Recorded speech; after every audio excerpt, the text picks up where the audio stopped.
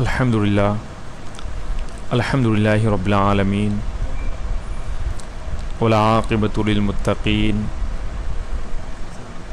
والصلاة والسلام علی اشرف الانبیاء والمرسلین وعلی آلہ الطیبین الطاہرین واصحابہ الاکرمین اجمعین. اما بعد فاعوذ باللہ من الشیطان الرجیم. بسم اللہ الرحمن الرحیم.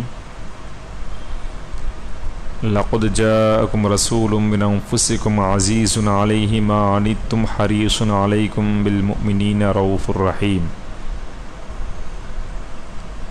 وقال سبحانہ وتعالی فی مقام آخر ان اللہ وملائکتہ یصلون علی النبی یا ایہا الذین آمنوا صلوا علیہ وسلموا تسلیما. اللہم صلی علی سیدنا شفیعنا حبیبنا نبینا مولانا محمد وعلی آلہ وصحبہ افضل صلواتک وعدد معلوماتک وبارک وسلم. الصلاة والسلام علیک یا حبیبی یا رسول اللہ صلی اللہ تعالی علیہ وآلہ وسلم. محترم حاضرین و سامعین، السلام علیکم ورحمۃ اللہ وبرکاتہ. الحمدللہ یہ ہماری دوسری نشست ہے. کل ہم یہ بات بتلا رہے تھے کہ اللہ سبحانہ وتعالی سب سے پہلے اپنے نبی کے نور کو پیدا فرمایا. وہ نور آدم علیہ السلام کے پیشانی پہ اللہ سبحانہ وتعالی نے رکھا. اس کے بعد آدم علیہ السلام دنیا میں تشریف لائے. اس کے بعد یہ نور منتقل ہوتا ہوا شیس علیہ السلام. اس کے بعد منتقل ہوتے ہوتے ہوتے نوح علیہ السلام، پھر ہوتے ہوتے ہوتے حضرت ابراہیم علیہ السلام، پھر منتقل ہو کر حضرت اسماعیل علیہ السلام، پھر ہوتے ہوتے ہوتے قریش خاندان میں آیا، پھر ہوتے ہوتے بنو ہاشم میں آیا. بنو ہاشم میں سے پھر حضرت عبد المطلب کو آیا. اور عبد المطلب کا جو واقعہ اصحاب فیل کا تھا، ہاتھی والوں کا جو واقعہ تھا، الم تر کیف فعل ربک باصحاب الفیل، تو یہ واقعہ ہم آخری بتائے ہیں. اسی طرح عبد المطلب کے 10 بیٹے تھے.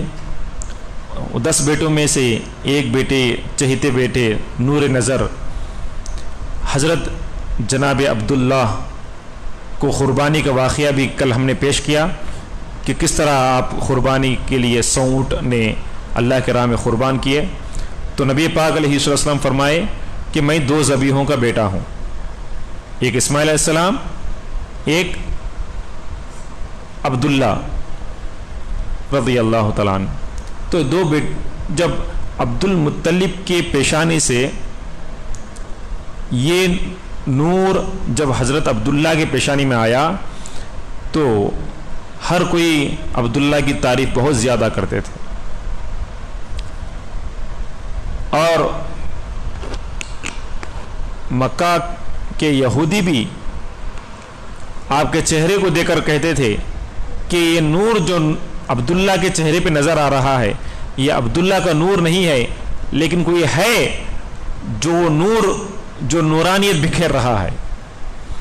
تو محترم حاضرین، حضرت عبداللہ کی شادی 24 سال میں ہوئی.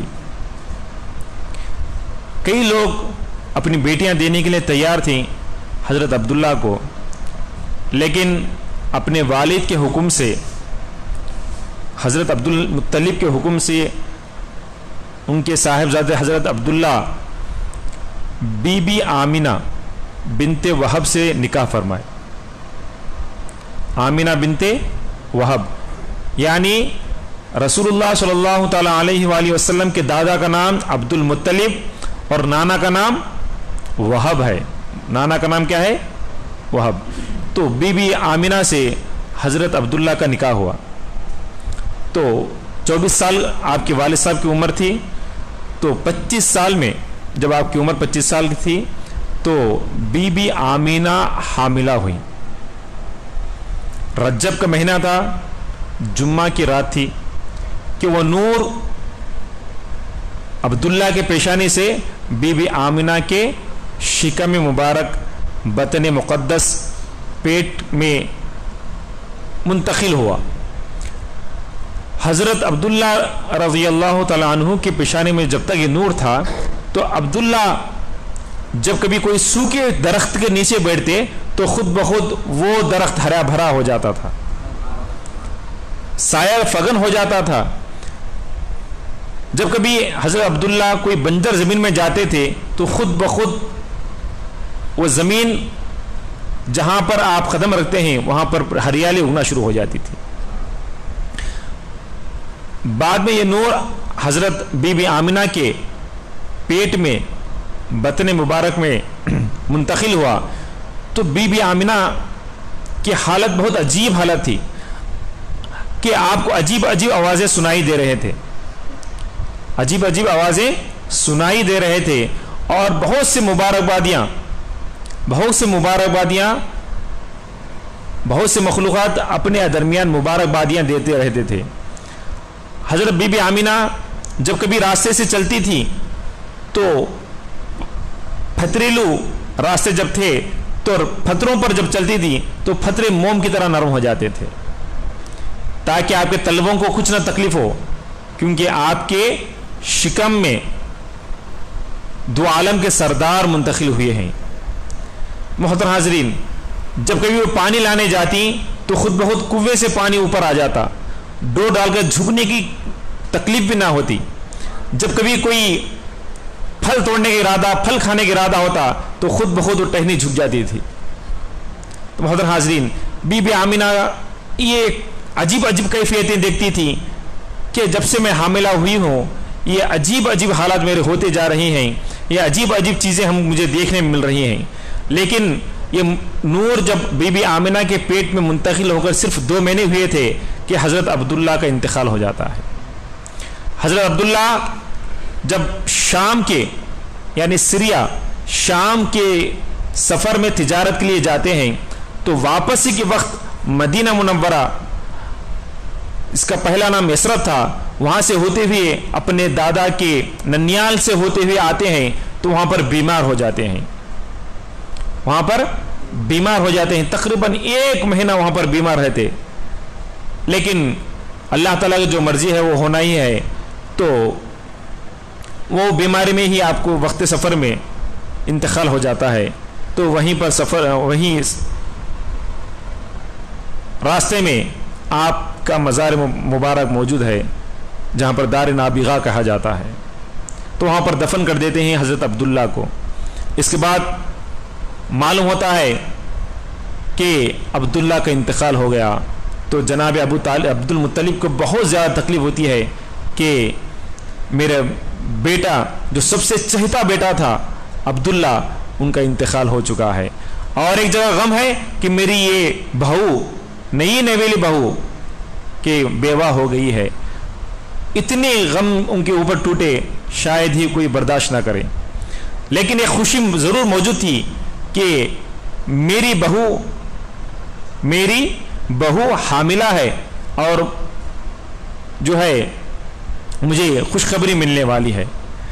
صرف ابھی 2 مہینے ہوا تھا کہ حضرت عبداللہ کا انتقال ہو گیا تھا۔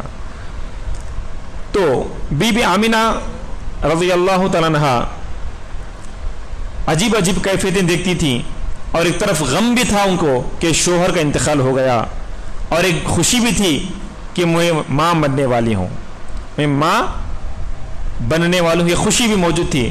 تو محترم حاضرین، اسی غم اور خوشی کے درمیان آپ کی زندگی کچھ آگے بڑھتی ہے، اتنے میں کہ وہ مبارک گھڑیاں، وہ مبارک ساعتیں پیش آتی ہیں۔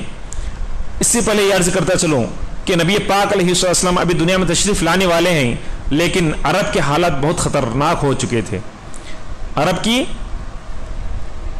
حالتیں بہت زیادہ ناساز ہو گئی تھیں، کیونکہ ابراہیم علیہ السلام کے بیٹے اسماعیل علیہ السلام نبی ہوئے، ان کے بعد کوئی بھی نبی ان کے قوم میں نہیں آیا، یہ بات میں کل عرض کر چکا ہوں، کوئی بھی نہیں آئے، لیکن نبی پاک علیہ السلام جو پیشانے میں منتقل ہوتے آتے تھے وہ پورے کے پورے لوگ دین پر قائم تھے۔ حضور پاک علیہ السلام کے باپ دادا، پردادا، سکردادا سب جو ہے دین پر قائم تھے۔ وَتَقَلُّبَكَ فِي السَّاجِدِينَ، اللہ تعالیٰ خود فرماتا ہے کہ ہم نے آپ کو سجدہ کرنے والوں میں منتقل کیا ہے۔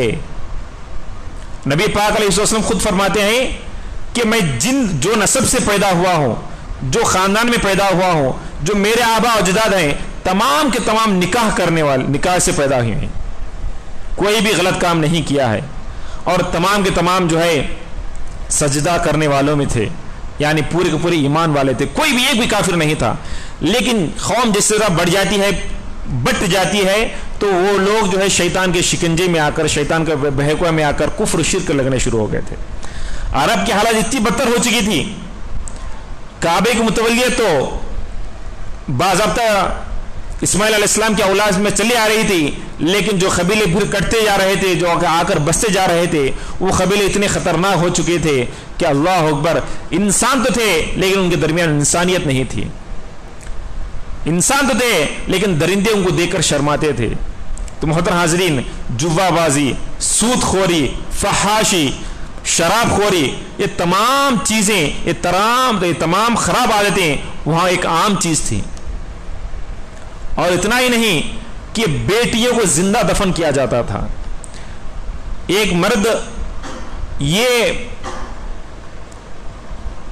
بات سننے سے بہت زیادہ شرماتا تھا کہ میں ایک بیٹی کا باپ ہوں، میں ایک بیٹی کا باپ ہوں، لوگ مجھے ایسا پکارے تو کتنی بے شرمی ہے، اس کو بے شرم سمجھتے تھے۔ تو اس وجہ سے جا کر زندے اپنے بچیوں کو اپنے ہی ہاتھوں سے ان کو زندہ گور کر آتے تھے۔ تو محترم حاضرین، اتنا خطرناک حالت ہو چکی تھی۔ اتنا ہی نہیں، اس سے بھی آ کر، اس سے بھی بڑھ کر اپنے ہاتھوں سے بنائی ہوئے بتوں کو عبادت کرتے تھے، شرک و کفر کرتے تھے۔ جی حالت اتنی پہنچ چکی تھی کہ ننگے ہو کر کعبے کا طواف کرتے تھے اور اس کو عبادت سمجھتے تھے۔ ہر قبیلہ اپنا اپنا ایک بت بنا چکا تھا، اپنے ہی ہاتھوں سے تراشا ہوا، ان کے سامنے جا کر سجدہ کرتے تھے، وہی بتوں سے منتیں مانگتے تھے، وہی بتوں کی عبادت کرتے تھے، انہی کی خوشنودی حاصل کرنے کے لیے طرح طرح کی چیزیں کرتے تھے۔ تو اتنی خطرناک حالت اتنی خطرناک حالت ہو چکی تھی۔ اب اللہ سبحانہ و تعالیٰ پورے عرب قوم کی تقدیر بدلنے کے لیے، پورے ماحول کو پلٹنے کے لیے، ان کی تقدیروں کو ظلمات سے نور کی طرف لانے کے لیے گھر سے اپنے محبوب رحمت مجسم صلی اللہ تعالی علیہ وآلہ وسلم کو ولادت کا وقت، پیدائش کا وقت قریب ہونے لگا تو بی بی آمنہ فرماتی ہیں کہ میں 9 مہینے ہو گئے پھر بھی مجھے کچھ بھی وزن ہی محسوس نہیں ہوتا تھا، مجھے کچھ بھی وزن محسوس ہی نہیں ہوتا تھا۔ تو اتنا ہی نہیں، بی بی آمنہ فرماتے ہیں کہ جب وقت ولادت ہوئی تو پورے کا پورا کمرہ روشن ہو چکا تھا، بقعہ نور ہو گیا تھا۔ اور آپ فرماتی ہیں کہ میں اپنے گھر میں بیٹھ کر شام کے محلات مجھے نظر آ رہے ہیں، پورے پردے اٹھا دیے گئے ہیں، میں شام کے محلات کو دیکھ رہی ہوں۔ تو محترم حاضرین، داعیہ بن کر بی بی آسیہ، بی بی مریم اور جنت کے حوریں آمنہ کے گھر تشریف فرما تھے، اور کمرہ جو ہے معطر خوشبودار ہو گیا تھا۔ ولادت جب ہوئی تو جب ایران کی جو آتش کدا تھا، 1000 سال سے وہ انگار سلگ رہی تھی، آگ سلگ رہی تھی، کیونکہ ایران میں آگ کی پوجا کرتے تھے، مجوسی لوگ تھے۔ تو ایک وہ آگ بجھ گئی، وہ آگ بجھ گئی اور دنیا کے تمام بتا سر کے بل گر گئے۔ اور اتنا ہی نہیں کہ 14 کنکرے گر گئے اور دریا سوکھ گئی، اور اتنا ہی نہیں کہ پورے کے پورے جتنے بھی باطل پرست تھے، جو بھی معبودان باطل تھے، ان لوگوں سب پر ایک قیامت برپا ہو گئی تھی۔ تو محترم حاضرین، اسی طرح کعبہ بہت زیادہ جھوم رہا تھا، تقریباً 3 دن جھوما۔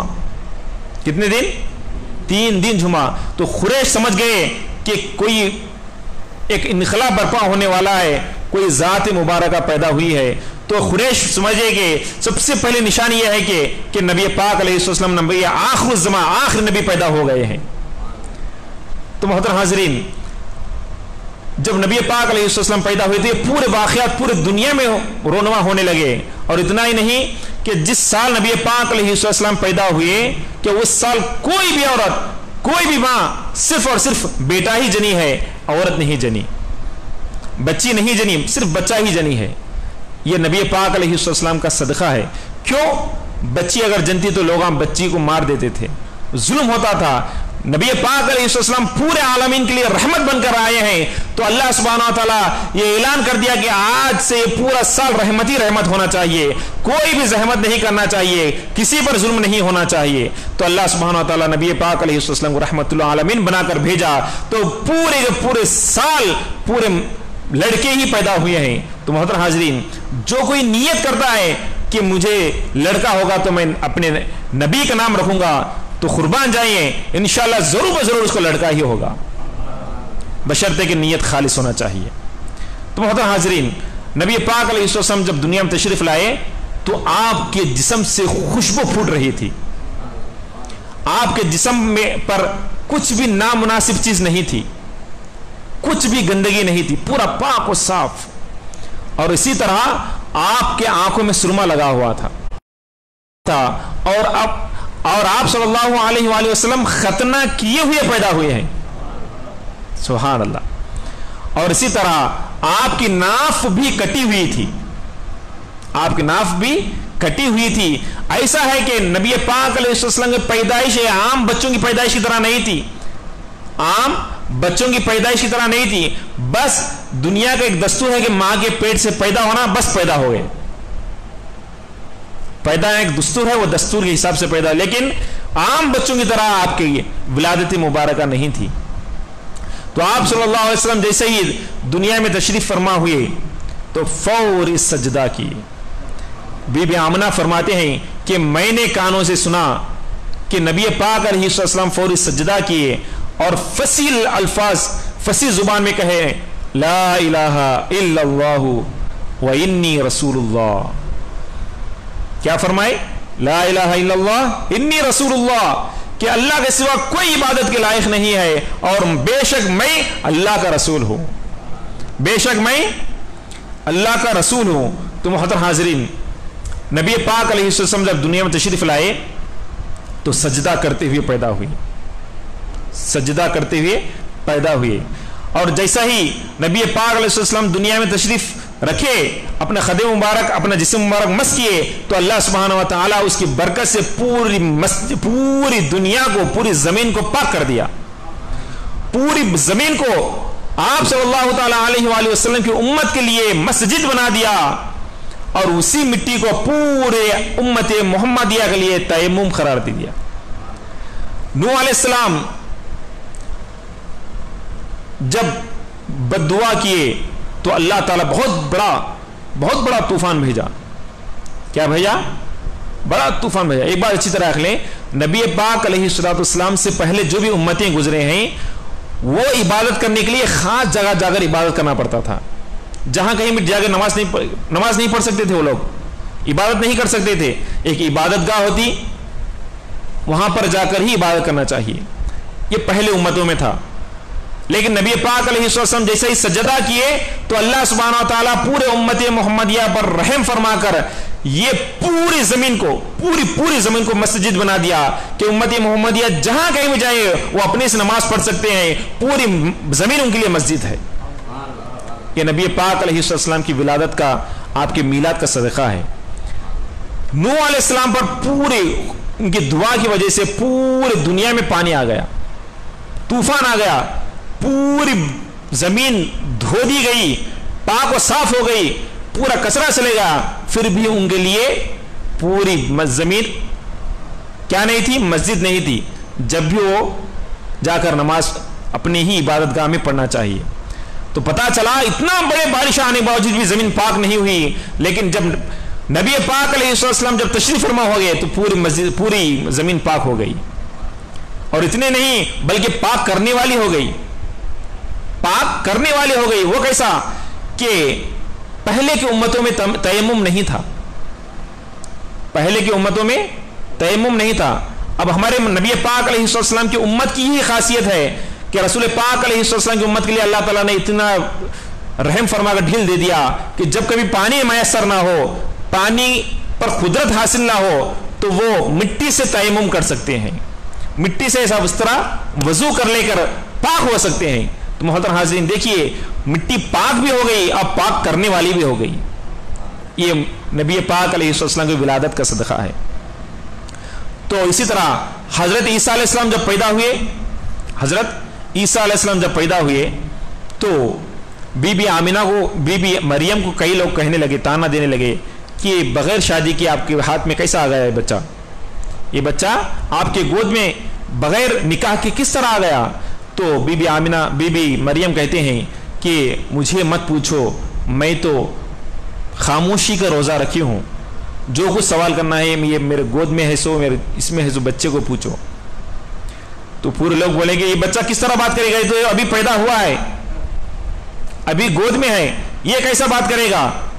तो फसी अल्फाज में हजरत ईसा अलैहिस्सलाम बोल उठे, क़ाल इन्नी अब्दुल्लाह आतानी अल किताब व जअलनी नबिय्या। ईसा अलैहिस्सलाम अभी गोद में बच्चे हैं और कह रहे हैं कि देखो, क़ाल इन्नी अब्दुल्लाह, बेशक मैं अल्लाह का बंदा हूं। ईसा अलैहिस्सलाम क्या कर रहे हैं, इन्नी अब्दुल्लाह, बेशक मैं अल्लाह का बंदा हूं। आतानी अल किताब व जअलनी नबिय्या, अल्लाह मुझको किताब अता किया है और मुझे नबी बनाया है। अल्लाह अकबर, ये ईसा अलैहिस्सलाम का रुतबा है। लेकिन कुर्बान जाए नबी पाक अलैहिस्सलाम की विलादत पर, आप जब पैदा हुए तो आप क्या कर रहे हैं, यहां तो इन्नी अब्दुल्लाह की सदा आ रही है। कुर्बान जाए नबी पाक अलैहिस्सलाम के अल्फाज पर, आप फरमाते हैं कि इन्नी रसूलुल्लाह, मैं अल्लाह का रसूल हूं। ईसा अलैहिस्सलाम क्या कर रहे हैं, मैं अल्लाह का बंदा हूं, और हुजूर क्या कर रहे हैं, मैं अल्लाह का रसूल हूं। अल्लाह अकबर। औसानी बिस्सलाह, हजरत ईसा अलैहिस्सलाम फरमाते हैं अल्लाह मुझे वसीयत किया है नमाज पढ़ने की। आज हमारे क्रिश्चियन हजरात जो है नमाज नहीं पढ़ रही, क्यों, समझ में नहीं आया। वो अजीब चीज इख्तियार कर चुके हैं कि प्रेयर, प्रेयर की माने इबादत ही चाहिए, लेकिन ढंग अलग है। हजरत ईसा अलैहिस्सलाम, हजरत ईसा अलैहिस्सलाम की शरीयत में भी इस्लाम है, ये नमाज है, मौजूद है। औसानी बिस्सलाह, अल्लाह मुझको वसीयत की है नमाज की, अल्लाह मुझको नमाज पढ़ने की वसीयत की है। तो ईसा अलैहिस्सलाम नमाज पढ़ा करते थे, लेकिन अफसोस की बात है उन्हीं का दम भरने वाले उनको खुदा बना दिए, लेकिन नमाज को भी छोड़ दिए। तो मोहतरम हाज़रीन, नमाज एक बेहतरीन इबादत है। अफसोस की बात है कि हम लोग भी नमाज छोड़ते हुए जा रहे हैं, कहीं ऐसा ना हो कि हम भी ईसाई बन जाएं, अल्लाह की पनाह। तो हजरत ईसा अलैहिस्सलाम कहते हैं मुझे अल्लाह नमाज पढ़ने की वसीयत किया है, और नबी पाक अलैहिस्सलाम की विलादत पर कुर्बान जाएं, आप सजदा करते हुए नमाज की हालत में पैदा हुए हैं, नमाज के एक रुकन करते हुए पैदा हुए हैं। तो इस तरह इस तरह हुई। और हजरत मोहम्मद सल्लल्लाहु ताला अलैहि वसल्लम जिस तारीख में पैदा हुए वो तारीख क्या है, बहुत से उलमाए कराम एक एक तारीख बयान किए हैं, लेकिन हजरत जाबिर और हजरत इब्ने अब्बास रज़ी अल्लाह ताला अन्हुमा फरमाते हैं, इब्ने कसीर की ये रिवायत है, आप फरमाते हैं कि नबी पाक अलैहिस्सलातु वस्सलाम रबीउल अव्वल के महीने में 12 तारीख को पीर के दिन सुबह सादिक पैदा हुई, और यही जमहूर का कौल है, यही जमहूर का इत्तेफाक है। इसके अलावा कई रिवायतें आई कि नबी पाक अलैहिस्सलाम 9 तारीख को पैदा, 8 तारीख को पैदा हुए, 9 तारीख को पैदा हुए, कोई और दूसरे रिवायतें आए हैं, लेकिन जमहूर का इत्तेफाक, बहुत सारे उलमा का इत्तेफाक यही है कि नबी पाक अलैहिस्सलाम 12 रबीउल अव्वल पीर के दिन सुबह सादिक के वक्त, सुबह के फजर की नमाज के वक्त पैदा हुए हैं। तो मोहतरम हाज़रीन, ये इब्ने कसीर की रिवायत जो मैंने पेश किया है, तो नबी पाक अलैहिस्सलाम जब दुनिया तशरीफ लाए तो काबा झूमने लगा, तो खुरैश समझ गए कि नबी आखिर ज़मान सल्लल्लाहु अलैहि वसल्लम पैदा हुए हैं। ये काबा एक नहीं, 2 नहीं, बल्कि 3 दिन बराबर झूमते रहा, और अल्लाह सुब्हानहु व तआला 3 झंडे दुनिया में नस्ब फरमाए, नस्ब कराए, एक मशरिक में, एक मगरिब में, और इसी तरह एक काबे के छत पर 3 झंडे गड़ाए गए कि नबी पाक अलैहिस्सलाम की विलादत की खुशी में, आपकी मीलाद की खुशी में। मीलाद की माने क्या है, विलादत, आपका پیدائش کا دن. تو محترم حاضرین، یہ جو ہے اس طرح آپ کی ولادت کب ہوئی کہ یہ ہاتھی والا جو واقعہ ہے، ہاتھی والا جو واقعہ ہوا اس کے ٹھیک 55 دن کے بعد ہوئی. کتنے؟ 55 دن کے بعد نبی پاک علیہ الصلوۃ والسلام دنیا میں تشریف فرما ہوئے. تو محترم حاضرین، نبی پاک علیہ الصلوۃ والسلام جب دنیا میں تشریف لائے تو آپ کا نسب بہت محفوظ تھا. خود نبی پاک علیہ السلام آپ کا نسب جو ہے ارشاد فرماتے ہیں، بخاری شریف کی حدیث پاک ہے، ہم بھی اپنا نسب گنواتے ہیں، باوا، دادا، پردادا، اس سے زیادہ بیان نہیں کر سکتے. لیکن نبی پاک علیہ السلام ایک نہیں دو نہیں بلکہ اپنی 20 پر ایک پیڑھی گنائے ہیں. کتنے؟ 20 پر ایک پیڑھی. تو محترم حاضرین، آپ بھی سماعت فرماتے چلیں کہ نبی پاک علیہ السلام اپنے زبان مبارک سے اپنا نسب مبارک جو ہے بیان کیے ہیں. محمد صلی اللہ علیہ وسلم اور ان کے والد عبداللہ اور ان کے والد عبد المطلب اور ان کے والد ہاشم، ان کے والد عبد مناف، ان کے والد اسئی، ان کے والد کلاب، ان کے والد مرہ، ان کے والد کعب، ان کے والد لوئی، ان کے والد غالب، ان کے والد فہر، ان کے والد مالک، ان کے والد نور، ان کے والد کنانہ اور ان کے والد خزیمہ اور ان کے والد مدرکہ اور ان کے والد الیاس، ان کے والد مزر اور ان کے والد نزار اور ان کے والد معد اور ان کے والد عدنان. تو اس طرح 21 پیڑھی نبی پاک علیہ السلام اپنے گنا دیے. تو محترم حاضرین، انساب کے ماہرین تو اس سے بھی آگے لے کر گئے ہیں، لیکن متفق جو ہے 21 کا ہے. تو آدم علیہ السلام سے نبی پاک علیہ السلام کا پورا نسب محفوظ ہے، پورا نسب محفوظ ہے. تو اتنا بڑا نسب کوئی کسی کے سامنے کسی کا محفوظ نہیں ہو سکتا. تو محترم حاضرین، یہ نبی پاک علیہ السلام کی نسب کی یہ بہت اہمیت رکھتی ہے. تو محترم حاضرین، جب نبی پاک علیہ السلام جب تشریف فرما ہوئے تو عبد المطلب کو بات پہنچی کہ عبداللہ کو بیٹا ہوا ہے، بی بی آمنہ کو بیٹا ہوا ہے اور عبد المطلب کا پوترا دنیا میں تشریف لایا ہے. تو عبد المطلب تھوڑے بوڑھے ہو گئے ہوتے اور ایک راہب کے پاس آپ ملاقات وغیرہ کرتے رہتے. تو عبد المطلب کو جیسا ہی بات پہنچی کہ آمنہ کے گھر ایک لڑکا پیدا ہوا ہے، آمنہ کے گھر ایک لڑکا پیدا ہوا ہے، جیسے وہ خوشی دیکھتے ہیں تو آپ جلدی چلنا شروع ہو جاتے. وہ چلنے میں آپ کے پیر لڑکھڑاتے رہتے. کیا رہتے؟ لڑکھڑاتے رہتے. کوئی روک کے کہتا ہے کہ عبد المطلب کہاں جا رہے ہو اتنی خوشی میں اور اتنی تیزی سے؟ تو کہتے ہیں کہ میرے آمنہ کے گھر میرا ایک پوتا آیا ہوا ہے، آمنہ کے گھر ایک پوتا آیا ہوا ہے. تو آپ جاتے ہیں اپنے بچے کو لیتے ہیں اور کہتے ہیں، تو بہت میاں پیار کرتے، بہت خوش ہو جاتے اور نبی پاک علیہ السلام کو چہرے کو دیکھتے خوش ہو جاتے. تو محترم حاضرین، ٹھیک 7 دن کے بعد، ٹھیک 7 دن میں نبی پاک علیہ السلام کا عقیقہ کرتے. عبد المطلب عقیقہ کر کے 7 دن میں نام رکھتے، 7 دن میں نام رکھتے. اور نام کیا رکھتے ہیں؟ اب محمد صلی اللہ علیہ وسلم. کیا نام رکھتے ہیں؟ صلی اللہ علیہ وسلم. عبد المطلب نام رکھتے. عبد المطلب کو کئی لوگ پوچھتے ہیں، اے عبد المطلب، آپ اپنے باپ دادا کے نام کو چھوڑ کر یہ نیا نام اب تک کبھی ہم سنے ہی نہیں، اب تک کسی نے رکھا ہی نہیں، آپ ایک ایسا نام کہاں سے چن کر لائے؟ کس کا نام ہے؟ کیوں ایسا رکھے؟ تو عبد المطلب کہتے ہیں کہ میں نے میرے پوتے کا نام محمد اس لیے رکھا ہے کہ یہ بچے کی تعریف اللہ آسمانوں میں کرے گا اور پورے انسان پورے زمین پر کرتے رہیں گے، اتنا یہ تعریف والا بچہ ہوگا. تو محترم حاضرین، محمد کے معنی وہ ہے کہ جو سب جس کی تعریف کرے وہ محمد ہوتا ہے صلی اللہ علیہ وسلم. محمد کے معنی کیا ہے؟ جس کی تعریف ہر ایک کرے. تو نبی پاک علیہ السلام کی تعریف آسمانوں میں بھی ہے، نبی پاک علیہ السلام کی تعریف زمینوں میں بھی ہے. ہر کوئی آپ کی تعریف کرتا ہے. اور اتنا بہترین نام ہے کہ آدم علیہ السلام سے لے کر حضرت عبداللہ تک کون بھی آج تک دنیا میں نہیں رکھا. اللہ سبحانہ و تعالی وہ اس نام کو محفوظ رکھا تھا، محفوظ رکھا تھا۔ آدم علیہ السلام جنت میں دیکھ چکے تھے کہ ہر پتے کے ساتھ نبی پاک علیہ السلام، اللہ تعالیٰ کے نام کے ساتھ نبی پاک علیہ السلام کا نام موجود ہے، لیکن اس نام کے وسیلے سے آپ نے دعا فرمائی اور اپنی توبہ قبول فرما لیے، لیکن اپنے بچے کا نام کبھی وہ نام نہیں رکھا۔ کیوں؟ کیونکہ اللہ تعالیٰ وہ نام کو محفوظ کر رکھا تھا۔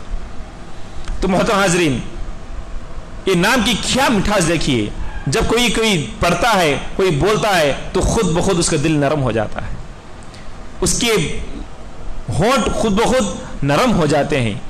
اور قربان جائیں کہ لفظ اللہ کا نام بھی جو ہے 4 حروف ہے، اور محمد صلی اللہ علیہ وسلم محمد میں بھی 4 حروف ہے، اور لفظ اللہ بھی جو ہے نقطوں سے پاک ہے، اور لفظ محمد بھی نقطوں سے پاک ہے، اس میں بھی نقطہ نہیں، اس میں بھی نقطہ نہیں۔